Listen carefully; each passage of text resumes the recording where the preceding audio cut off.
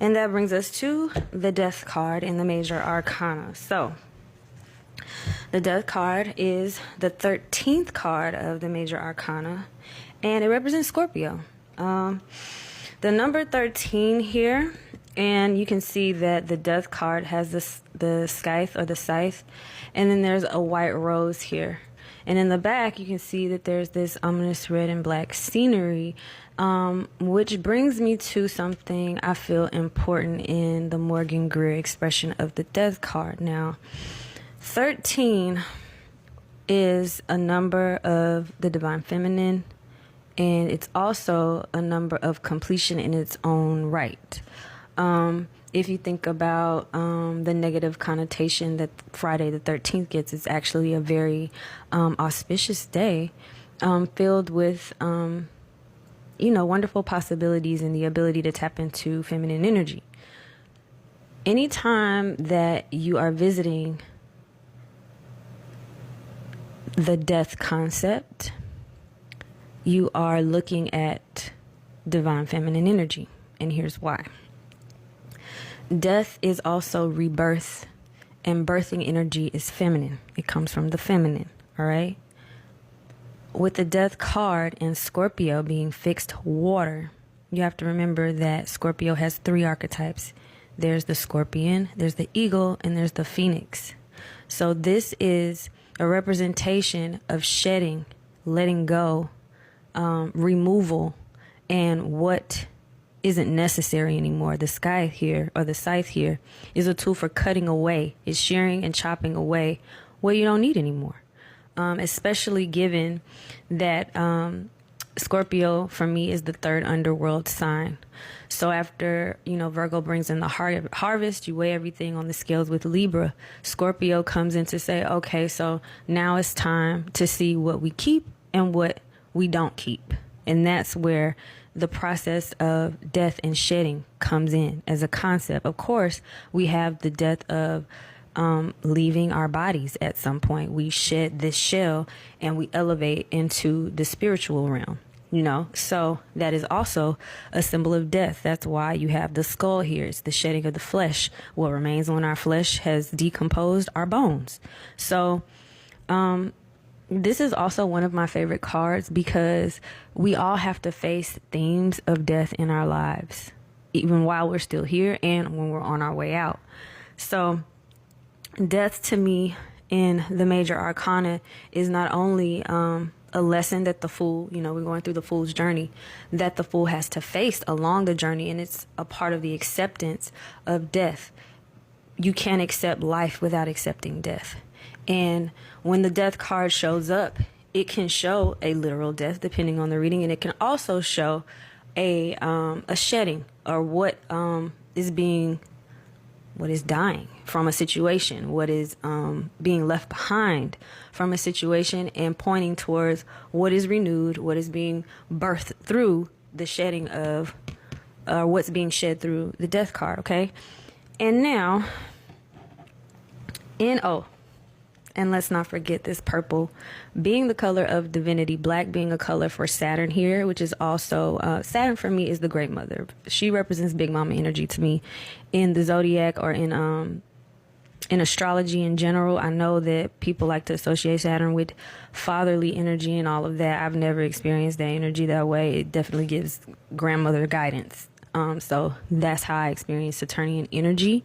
But let's also remember that there's divinity present here with the purple covering as the hood of what death is wearing. So that there is also, there are spiritual messages to be adhered to, that are being asked to understand, as certain things are leaving your life and certain things are being brought into your life, okay? Or our lives, okay? So now in the High Council Oracle and Tarot deck, the Death and Endings card is an ode to, I believe, Miss Dean's mother. Her name is on the card, and it also speaks to the themes of death on the card, because what's written here is eternal rejuvenation, new life, fresh start. And so she's really truly giving you both ends of the spectrum with this card by letting you know that there is death and endings, but there is also eternal rejuvenation, and there is also new life and a fresh start to be brought in. And then in the reverse meaning, It also has at the bottom of this card sadness and bereavement. And the colors and the themes here are both present. Red and black are on both of these cards. And I want to speak about the colors red and black because when you see red and black together, these are also paths of the heart. And so you can, especially in this particular image where the purple comes back in, we talked about in the other video how with the axiom as above so below has to do with the foundational rootedness of our energy and then the spiritual connectivity of our energy, with the purple and the red being the grounded energy or the rooted energy. The red and black comes in differently when it comes to the heart space, because black is the unknown path and red is the path of the known passions and desires that you are already aware of. So there's always an option, but there's also an integration here. So when there's death, it's an opportunity, or when death is showing up in a spread or a tarot reading, it's also, or can also be, an opportunity for you to choose which path within that you're going to take in order to more connect with the heart, because this journey is largely a part, our lives are largely a part of how we're going to connect to the heart and be more, function as more whole people throughout this journey. Okay. Now we move on to Temperance. Temperance is the 14th card in the major arcana, and it brings us back around to Sagittarius. And in the Morgan Grier deck, and traditionally in Rider-Waite, there's an angel with two chalices or two cups, and there's a mixing going on, or a blending of energies here, which represents an alchemical process. If I'm remembering correctly, the angel represented in the Temperance card is Raphael, but double check that for yourself. It has the upright triangle here, which, if I'm remembering correctly, represents the element of fire. And so Sagittarius is a fire sign. There's illumination around the head, which brings in the golden shades in the image that are representations of enlightenment and being a messenger of the divine. And so when the Temperance card shows up, it's pretty literal to the name. You're tempering certain energies that are being highlighted in the reading or the spread. Okay.